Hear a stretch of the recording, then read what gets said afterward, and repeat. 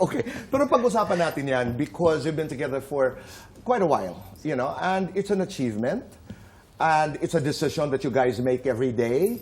It is not easy, but it's fun. Oh, ganun talaga ang buhay. Pero hanggang ngayon ba, kasi nga sabi mo nga, Arthur, may mga highs at may mga lows sa isang relasyon. Pag-usapan natin in the context of, halimbawa, mga pamilya, nagkakaroon pa rin ba kayo ng mga diskusyon, mga problema? Naalala ko lang dahil it was very public kung paano mo suportahan ang iyong pamilya, di ba? Ngayon ba na kayo mag-asawa na, issue pa rin ba yung pamilya mo, pamilya niya, paano? Parang hindi, no? Oh, parang hindi. Pero parang yes, no? Siguro, ano lang, mga minor lang. Pero yung paano siya sa family niya, siyempre na-respect ko yun. Iba yung sa akin, iba yung sa kanya. Have priorities changed? Nagbago na ba? Opo. Bago kami ikasal, pinag-usapan natin yun, no? Kailangan ang priority namin, yung bubuuin namin pamilya. And then, kinausap ko po yung pamilya ko noon. Na hindi na ako ganun makakasupport ng buong-buo, pero syempre nandyan pa rin ako. I remember an interview na ginawa mo during that time, very clear. Ikaw, Rochelle, tinatapos ko ang bahay ni nanay, tinatapos ko ang bahay ni tatay.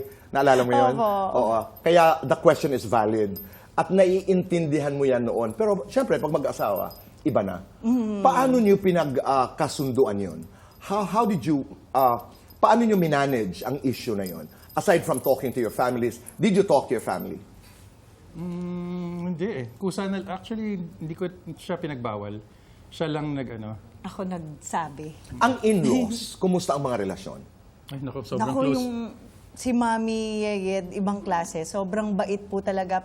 Lalo na ngayon, hindi ako tumatanggi kapag gusto niyang namimiss ni nanay ko or si Mami Yeyed yung kanilang apo. Pinapapunta namin, lalo na pagsabay po kami ng trabaho. Pulang araw, tapos Widow's War, sabay yung taping, sila yung nandyan. Kasi iba rin I don't know if this is right, pero iba ang sense of ownership ng mga lolo't lola sa mga apo, di ba? Kakaiba. Pero sa amin namang mag-asawa, pag meron kami hindi pagkakaintindihan, wala silang kinakampihan. That's good. Lagi silang pag-usapan nyo yan. Parang kumbaga process nyo yan. Tama. Hindi sila nangihimasok sa amin. Hindi kayo hinahanapan ng isa pa. Hinahanapan. At pag sinasabi nila yan, anong sagot mo? Tawa na lang. Ako po bibili kami sa Tindisitas. Okay.